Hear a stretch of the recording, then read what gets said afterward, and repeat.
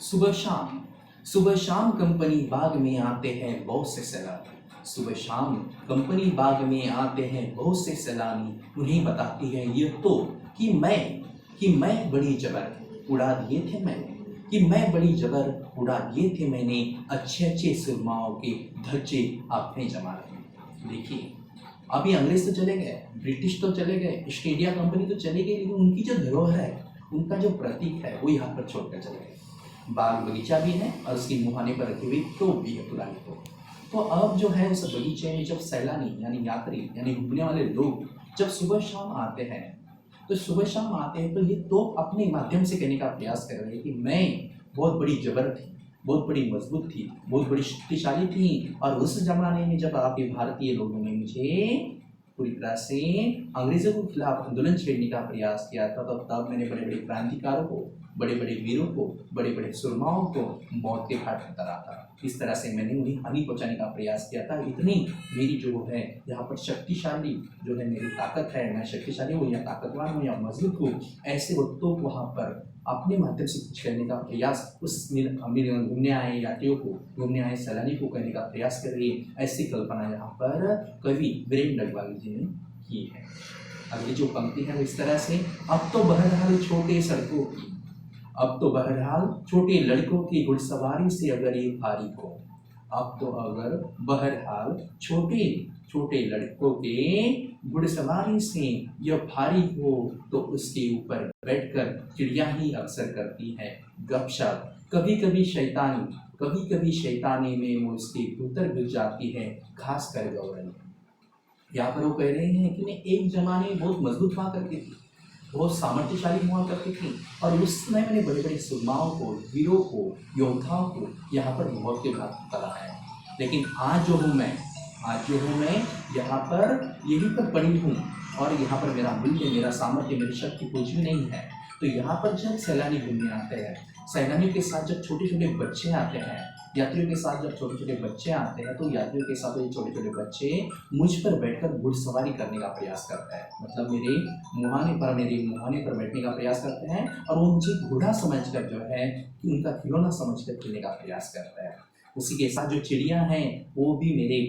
अंग पर आकर, मेरे शरीर पर आकर यहाँ पर बैठती हैं, और ऐसे लगते हैं कि जो बातें कर रही हैं, वो जो चिल्ला रही है, ऐसे वार्तालाप कर रही है और मुझे छेड़ रही है, और मुझे कह रहे हैं कि देखो, एक जमाने में तू बहुत बड़ी सुरमा हुआ करती थी, बड़े बड़े व्यक्ति को हानि पहुंचाई, आज हम तुम्हारे ऊपर बैठकर यहाँ पर गपशप कर रहे हैं, लेकिन फिर भी तो हमें हानि नहीं पहुंचा सकते। अब तेरा कोई इसमें यहाँ पर कोई सामर्थ्य नहीं है। और उसी प्रकार वो कह रहे कि वो कहते हैं कि जो विशेष प्रकार के जो गौरवनीय है, वो तो मेरे उस तोप के जो मुहाने में अंदर पहुँच कर भी वहाँ पर गपशप करने का प्रयास कर रहे हैं, और वो मुझे बताने का प्रयास कर रहा है कि एक ज़माने में भले तूने हमारे भारतीय लोगों को, क्रांतिकारियों को, नेताओं को हानि का पहुँचाने का प्रयास किया होगा, लेकिन आज तेरा मूल्य यहाँ पर कुछ भी नहीं है, आज तुझे यहाँ पर डरने वाला कोई भी नहीं है, अब तुम्हारा सामर्थ्य जो है यहाँ पर शून्य है, ऐसे वो बताने का प्रयास करते हैं। और इस माध्यम से अगली पंक्ति है कि वे बताती है दरअसल कितनी भी बड़ी हो तो, वे बताती हैं कि दरअसल कितनी भी बड़ी हो तो एक दिन तो होना है उसका मुंह पर। तो वो कह रहे हैं कि इस माध्यम से ये जो उदाहरण दिया है, चिड़िया का उदाहरण दिया है, अलग प्रकार के बच्चों का उदाहरण दिया है घुड़सवारी करने का, अलग प्रकार के गौरव का उदाहरण दिया है, उसके माध्यम से वो बताना चाहते हैं कि चाहे कितना भी बड़ा सुरमा क्यों भी ना हो, कितना भी बड़ा कोई योद्धा क्यों ना हो, चाहे कितना भी सामर्थ्यवान व्यक्ति क्यों ना हो, एक ना एक दिन समय आते ही उसका मुंह बंद होने वाला है, मतलब उसका जो मूल्य है, उसका जो सामर्थ्य है, वो नष्ट होने वाला है। और ये तोप भी एक जमाने में जो सुरमाओं को घाट में उतारने का प्रयास किया करती थी, वो उनको घाट में उतारने का वो एक सामर्थ्य रखती थी, आज उस इतने बड़े सामर्थ्यवान तोप पर एक छोटा बच्चा उसे घुड़सवारी करने का प्रयास करता है, उसको घोड़ा समझकर, खिलौना समझकर उससे खेलता है, और छोटी से छोटी चिड़िया भी उसके ऊपर बैठकर, उसके मुहाने बैठकर वहाँ पर चर्चा करती है, गपशप करती है, और वहाँ पर जो है गंदगी भी फैलाती है। कहने का अर्थ यह है कि इस जहां में जो दो प्रतीक हैं, एक है विरासत, धरोहर, और एक प्रतीक। तो जो प्रतीक होते हैं हमें वो सीख देते हैं, प्रतीक हमें सीख देते हैं कि जो हमारे पूर्वज हैं, उस पूर्वजों के माध्यम से कौन सी गलतियां हुई थी, और उस गलतियों के माध्यम से हमें किस तरह से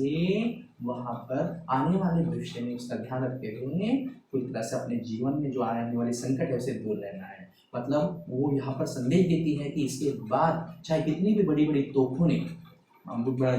गलत तरीके से हमारे भारत देश पर कब्जा करने वाले लोगों ने यहाँ पर फिर से